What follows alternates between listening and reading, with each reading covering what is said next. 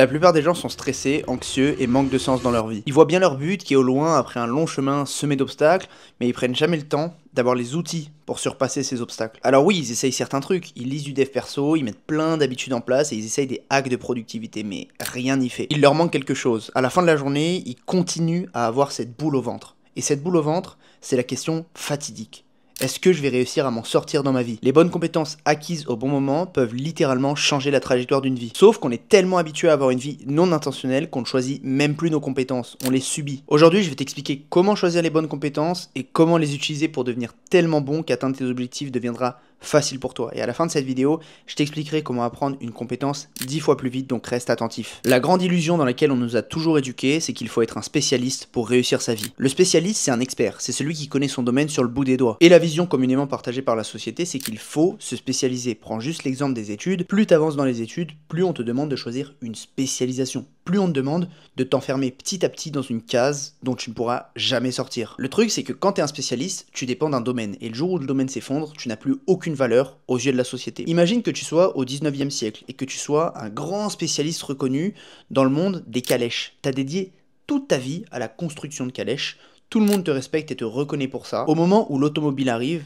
t'es foutu, tu n'as plus aucune valeur. De l'autre côté du spécialiste, on a le généraliste. Le généraliste, il n'excelle nulle part, mais il est plutôt bon dans plusieurs domaines. L'avantage, c'est que si un domaine s'effondre, il peut toujours rebondir et aller sur un autre domaine pour être plutôt bon. L'inconvénient, c'est qu'il peut jamais vraiment se démarquer. C'est pour ça que la meilleure approche à avoir, elle cumule les qualités du spécialiste et celles du généraliste. Pour comprendre ça, il faut que tu visualises tes compétences comme ayant la forme d'un T. La barre verticale du T, le tronc du T, c'est un domaine dans lequel tu vas te spécialiser. Alors que la barre horizontale, ça correspond surtout à plusieurs domaines dans lesquels tu vas acquérir des compétences de surface. En d'autres termes, un domaine dans lequel tu vas être généraliste et où tu te débrouilles un minimum. Et cette image des compétences en T, elle illustre le combo parfait entre généraliste et spécialiste. D'ailleurs, si tu prends tous les génies de l'histoire, ils avaient plutôt des compétences en T. Si tu prends par exemple Léonard de Vinci, c'était plus qu'un peintre. Alors oui, il excellait en peinture et en dessin, mais ça allait bien plus loin que ça. Il avait aussi des compétences transversales dans la science, l'anatomie, l'ingénierie, et j'en passe. Toutes ces connaissances,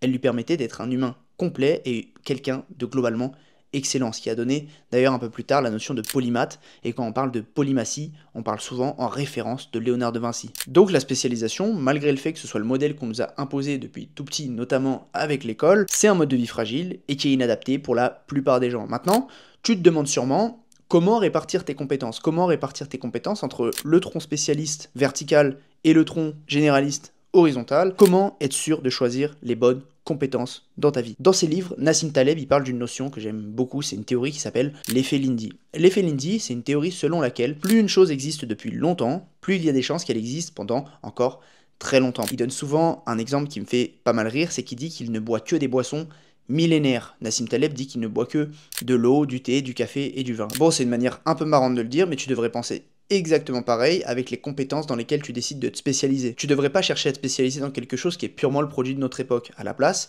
tu devrais chercher des compétences un peu plus lindy. Pour t'expliquer tout ça, je vais prendre le même résultat et je vais t'expliquer en quoi l'approche et les compétences utilisées pour arriver à ce résultat peuvent diamétralement être opposé. Imagine que tu veuilles faire de la croissance et avoir de la visibilité sur les réseaux sociaux. Tu as deux manières de le faire. La première manière, c'est de chaque fois trouver des hacks de l'algorithme, chaque fois trouver des tendances et trouver des failles temporelles des réseaux sociaux pour faire des vues. Bon, ça marche pour beaucoup de gens, mais c'est une approche très fragile, c'est une approche fatigante qui va vite te faire devenir remplaçable. D'ailleurs, la plupart des gens qui surfent sur les tendances et les hacks algorithmiques ont disparu des réseaux sociaux en quelques mois, voire maximum quelques années.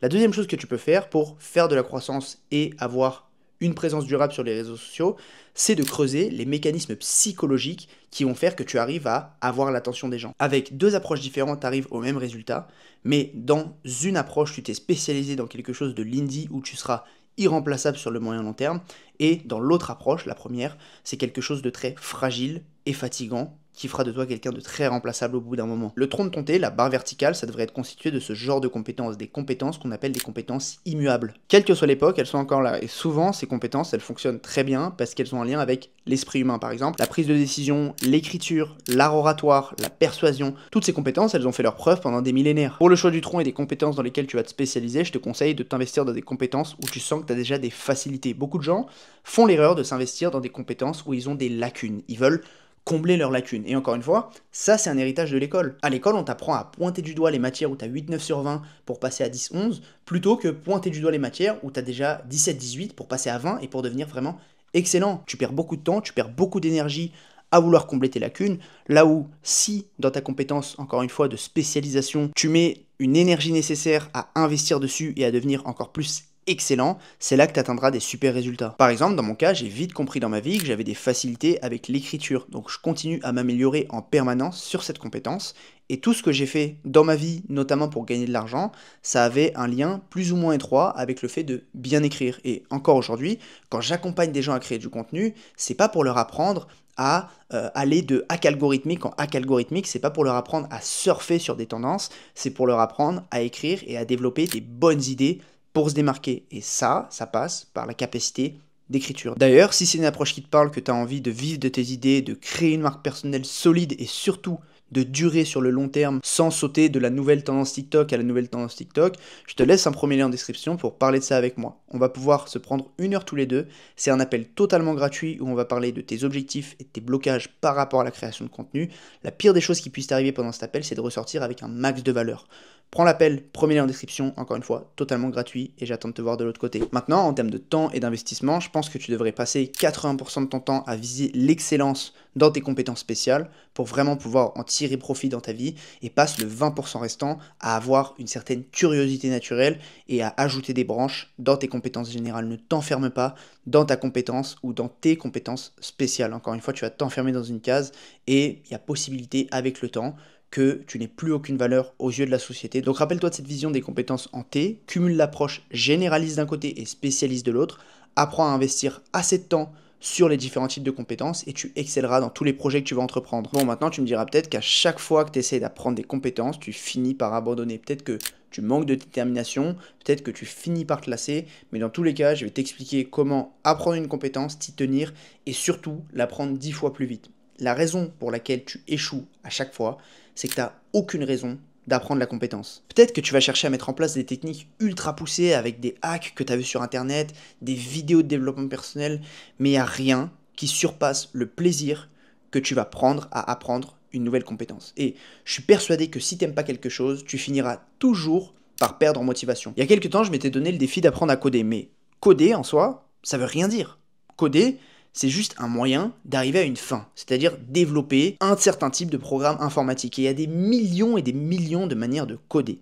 En absence de but, j'avais aucune raison de m'asseoir plusieurs heures à un bureau et d'apprendre une compétence qui, en plus, est assez difficile. Donc j'ai abandonné super vite, et depuis que j'ai pris du recul sur ça et que je me suis rendu compte qu'une compétence était toujours mieux apprise quand elle était mise en perspective avec un projet, je veille toujours à inclure la compétence dans un projet plus global, un défi et un but plus global, un projet qui a vraiment du sens pour moi, parce que on a tous besoin de savoir pourquoi on fait les choses. Si on manque de pourquoi, si on manque d'intention derrière nos actions, on sera toujours démotivé au bout d'un moment. Et je sais pas si tu étais particulièrement matheux à l'école, personnellement je l'étais pas du tout, mais on a tous déjà entendu cette phrase en cours de maths, ça me servira à rien dans ma vie. Et c'est les personnes qui remettaient le plus en cause ces apprentissages des cours de maths qui étaient les plus mauvaises, parce qu'en fait elles avaient beaucoup de mal à se projeter, elles avaient beaucoup de mal à voir ce que les mathématiques allaient leur apprendre dans leur vie, parce que c'est pas un recul qu'on a quand on est au collège, au lycée, et donc plus une compétence est abstraite, moins tu sais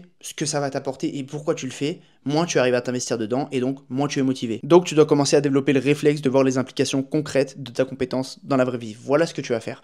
Premièrement, tu vas choisir un objectif majeur que tu as dans la vie. Est-ce que c'est être libre financièrement? Est-ce que c'est être en meilleure forme physiquement? Est-ce que c'est avoir des meilleures relations avec les autres? Ça peut être tout et n'importe quoi, juste prends le temps de faire une liste de plusieurs objectifs s'il le faut et choisis vraiment celui qui résonne le plus avec toi au moment où tu écris cette liste d'objectifs. Et si l'objectif n'est pas assez excitant pour toi, tu n'arriveras jamais à apprendre une nouvelle compétence. Donc j'insiste vraiment sur cette première étape, note tes objectifs et choisis l'objectif qui fait le plus sens. Pour l'exemple, on va prendre la liberté financière. Ensuite, par rapport à cet objectif, être libre financièrement, qui est pour le moment assez lointain parce que c'est un but de vie, tu vas lister tes compétences actuelles, tes centres d'intérêt et surtout tes convictions. Qu'est-ce que tu crois nécessaire dans ta vie aujourd'hui pour atteindre tes objectifs? Et comment tu peux l'atteindre le plus facilement possible en l'état de tes compétences actuelles? C'est la combinaison parfaite entre tes compétences actuelles et tes convictions profondes qui va te rendre unique et te permettra d'atteindre ton objectif beaucoup plus facilement. Donc revenons-en à la liberté financière. C'est un objectif qui est partagé par énormément de gens. Mais le chemin, il est différent pour chacun. Par exemple, personnellement, c'est un de mes objectifs. Et quand je me suis dit que je voulais être libre financièrement, je me suis posé la question.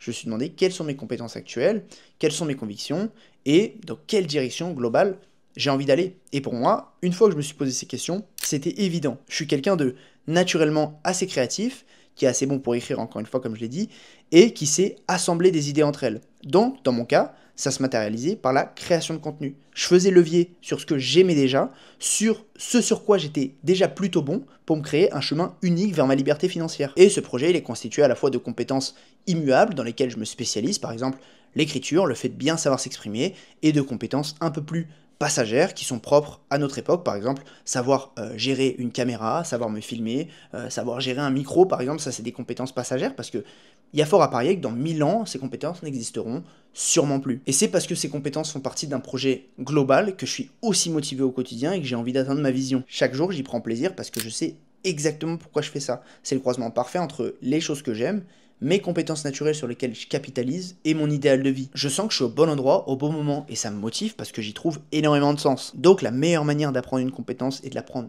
10 fois plus vite, c'est de trouver un projet qui a du sens pour toi, qui te motive, et déterminer les compétences nécessaires pour atteindre ce projet. Et crois-moi, si tu fais ça, dans quelques mois, tu seras méconnaissable. Je te le répète, mais si on partage les mêmes valeurs, que tu as un projet de création de contenu et que tu vas prendre toutes les compétences pour générer des idées fascinantes, fidéliser une audience en ne manquant jamais d'idées, attirer une audience fidèle et enfin, surtout, la monétiser, je peux t'aider. En premier lien en description, tu trouveras de quoi prendre un appel découverte avec moi. Encore une fois, c'est totalement gratuit. L'idée, c'est de discuter, de voir ce qu'on peut faire. Et puis on verra ensuite si on peut partir ensemble sur un accompagnement. Premier lien en description, on se retrouve de l'autre côté. Laisse-moi un petit j'aime, abonne-toi à ma chaîne et partage cette vidéo si elle t'a plu. Ces petites actions pour toi m'aident énormément, donc je t'en serai extrêmement reconnaissant. Et de mon côté, je te dis à la prochaine pour une nouvelle vidéo.